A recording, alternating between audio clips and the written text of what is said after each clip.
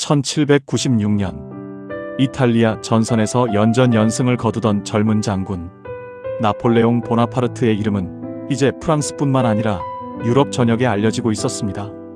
하지만 나폴레옹에게는 새로운 고민이 생겼습니다. 너무 유명해졌다는 것이었습니다. 프랑스 정부에게도 나폴레옹은 더 이상 평범한 장군이 아니었습니다. 그는 수많은 승리를 거두었고 병사들의 절대적인 신뢰를 받고 있었으며 프랑스 국민들에게도 영웅으로 받아들여지고 있었습니다. 혁명정부 입장에서 보면 이것은 축복이면서 동시에 위험이었습니다. 권력을 가진 사람보다 군대와 국민에게 더 큰 영향력을 가진 장군, 그런 존재는 언제든 정치의 균형을 무너뜨릴 수 있었기 때문입니다. 그리고 나폴레옹 역시 자신의 미래가 단순한 군인의 삶에 머물지 않을 것이라는 사실을 알고 있었습니다. 그렇다면 그는 다음에 무엇을 해야 했을까요? 바로 이때 나폴레옹에게 새로운 원정 계획이 제시됩니다. 목표는 이집트였습니다. 1798년 프랑스 정부는 나폴레옹에게 이집트 원정을 맡겼습니다. 겉으로 보면 이것은 영국을 견제하기 위한 군사작전이었습니다. 당시 프랑스의 가장 강력한 적 가운데 하나는 영국이었습니다. 프랑스가 영국 본토를 직접 침공하기는 쉽지 않았습니다. 그래서 나폴레옹은 영국의 동방 무역과 인도와의 연결을 위협할 수 있는 이집트를 공격하는 계획을 세웠습니다. 그러나 이 원정에는 또 다른 목적도 있었습니다. 나폴레옹을 파리에서 멀리 떨어뜨리는 것이었습니다. 프랑스 정부 입장에서는 너무나 강력해진 장군을 수도에서 떼어놓을 필요도 있었습니다. 나폴레옹은 대규모 원정군을 이끌고 지중해로 향했습니다. 그리고 이때 군인들만 데려간 것이 아니었습니다. 수많은 학자와 예술가, 과학자들도 함께 데려갔습니다. 이집트의 역사와 자연, 고대 유적과 문화를 조사하기 위해서였습니다. 군사 원정인 동시에 거대한 학술 원정이기도 했던 것입니다. 1798년 6월 나폴레옹의 군대는 몰타를 점령합니다. 그리고 이집트로 향합니다. 영국 해군의 제독 호레이시오 넬슨은 프랑스 함대를 추격하고 있었습니다. 하지만 나폴레옹은 영국 함대의 추격을 따돌리는데 성공했습니다. 그리고 1798년 7월 프랑스군은 이집트의 알렉산드리아에 상륙합니다. 이제 새로운 전쟁이 시작되었습니다. 나폴레옹의 상대는 이집트를 지배하고 있던 맘루크 세력이었습니다. 맘루크 기병대는 용맹하고 강력했습니다. 하지만 나폴레옹은 그들의 공격을 정면에서 받아내는 대신 보병을 거대한 방진으로 배치했습니다. 그리고 포병과 총병의 화력을 이용했습니다. 1798년 7월 21일 피라미드 전투가 벌어졌습니다. 나폴레옹의 군대는 맘루크군을 크게 물리쳤습니다. 카이로가 프랑스군의 손에 들어왔습니다. 나폴레옹은 또 한 번 승리했습니다. 하지만 이번에는 상황이 달랐습니다. 육지에서의 승리와 달리 바다에서는 프랑스군에게 끔찍한 일이 벌어지고 있었습니다. 1798년 8월 1일 나일강 하구의 아부키르만, 영국 해군의 넬슨 제독이 프랑스 함대를 발견합니다. 그리고 공격을 시작합니다. 결과는 참혹했습니다. 프랑스 함대 대부분이 파괴되었습니다. 육지에서는 승리했지만 바다에서는 프랑스가 사실상 고립된 것입니다. 프랑스군은 해상 보급과 프랑스와의 연락을 잃고 이집트에서 고립되기 시작했습니다. 그리고 시간이 지나면서 상황은 더욱 나빠졌습니다. 카이로에서는 반란이 일어났습니다. 프랑스군은 거센 저항에 부딪혔습니다. 1799년에는 시리아 원정까지 시작했습니다. 그러나 아크레 공성전에서 발목이 잡혔습니다. 전염병까지 프랑스군을 괴롭혔습니다. 나폴레옹의 이집트 원정은 처음의 화려한 승리와 달리 점점 실패에 가까워지고 있었습니다. 그런데 바로 이때 나폴레옹은 프랑스에서 들려오는 소식에 주목합니다. 프랑스의 상황이 심각해지고 있었습니다. 정권은 흔들리고 있었습니다. 전쟁은 다시 확대되고 있었습니다. 경제도 어려웠습니다. 그리고 국민들의 불만도 커지고 있었습니다. 나폴레옹은 결심합니다. 프랑스로 돌아가기로 한 것입니다. 1799년 8월 나폴레옹은 일부 측근들과 함께 이집트를 떠나 프랑스로 향했습니다. 이집트에 남은 프랑스군의 지휘권은 장 바티스트 클레베르에게 맡겼습니다. 나폴레옹은 프랑스로 향하는 항해에 나섰습니다. 그리고 1799년 10월 나폴레옹은 프랑스에 돌아왔습니다. 사람들은 그를 열렬히 환영했습니다. 이집트에서 프랑스군이 어려움을 겪고 있다는 사실보다 그가 피라미드 전투에서 승리했다는 이미지가 훨씬 강하게 알려져 있었습니다. 나폴레옹은 여전히 영웅이었습니다. 하지만 그가 돌아온 프랑스는 그가 떠날 때와 완전히 달라져 있었습니다. 당시 프랑스를 통치하고 있던 것은 총재정부였습니다. 5명의 총재가 권력을 나누어 가지고 있었습니다. 하지만 이 체제는 점점 무너지고 있었습니다. 정치는 불안정했습니다. 경제는 어려웠습니다. 전쟁은 계속됐습니다. 국민들은 지쳐 있었습니다. 그리고 정치인들 사이에서도 현재의 체제로는 프랑스를 안정시킬 수 없다는 불안이 커지고 있었습니다. 그때 한 정치인이 나폴레옹에게 접근합니다. 그의 이름은 에마니엘 조제프 시에예스, 혁명기의 중요한 정치인이었습니다. 시에예스는 새로운 헌법과 새로운 정부가 필요하다고 생각했습니다. 그리고 그 계획을 성공시키기 위해 강력한 군인이 필요했습니다. 그가 선택한 사람이 바로 나폴레옹이었습니다.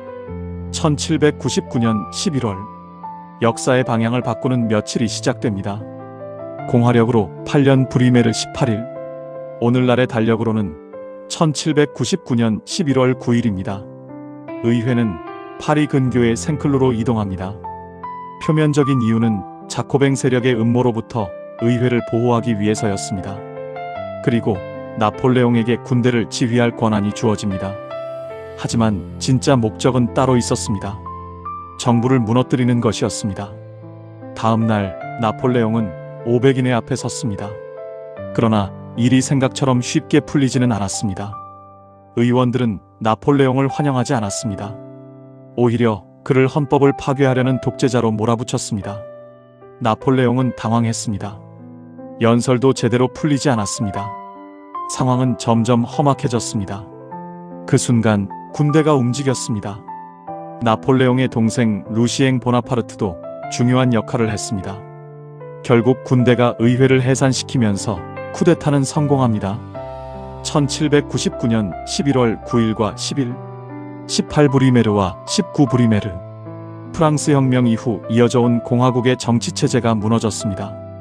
그리고 새로운 정부가 출범합니다. 통령정부였습니다. 새로운 헌법 아래 프랑스에는 3명의 통령이 등장했습니다. 그중 한 명이 나폴레옹 보나파르트였습니다. 하지만 3명의 통령이 모두 같은 힘을 가진 것은 아니었습니다. 실질적인 권력은 제한 통령인 나폴레옹에게 집중됐습니다. 이제 나폴레옹은 단순한 장군이 아니었습니다. 프랑스의 최고 권력자가 된 것입니다. 하지만 나폴레옹에게는 한 가지 문제가 남아 있었습니다. 정말로 프랑스를 안정시킬 수 있는가? 그는 곧바로 개혁에 나섰습니다. 행정체계를 정비했습니다. 국가의 재정을 안정시키려 했습니다. 은행을 만들었습니다. 교육체계를 정비했습니다. 그리고 프랑스의 법률을 하나로 통일하기 위한 작업을 시작했습니다. 훗날 나폴레옹 법전으로 불리게 되는 프랑스 민법전의 제정도 이 시기에 진행되었습니다. 나폴레옹은 혁명의 모든 것을 없애려 한 것은 아니었습니다. 오히려 혁명이 가져온 일부 변화를 새로운 국가체제 안에 정착시키려 했습니다. 법 앞의 평등, 능력에 따른 승진, 재산권의 보호, 그리고 국가의 강력한 중앙집권, 이것이 나폴레옹이 만들고자 했던 프랑스였습니다. 그러나 정치만으로는 부족했습니다. 나폴레옹은 군사적 승리도 필요했습니다. 1800년 오스트리아와의 전쟁이 다시 시작됩니다. 나폴레옹은 직접 군대를 이끌고 알프스를 넘었습니다. 그리고 이탈리아로 향했습니다. 목표는 오스트리아군을 다시 한번 무너뜨리는 것이었습니다. 1800년 6월 14일 이탈리아 북부의 마렌고에서 프랑스군과 오스트리아군이 충돌합니다. 전투 초반 프랑스군은 밀리고 있었습니다. 패배가 눈앞에 보이는 듯 했습니다. 그러나 오후가 되면서 드제 장군이 이끄는 지원군이 전장에 도착합니다. 프랑스군은 다시 반격에 나섰습니다. 그리고 켈레르만의 기병 돌격까지 더해지면서 전황은 순식간에 뒤집혔습니다. 결국 프랑스군이 승리합니다.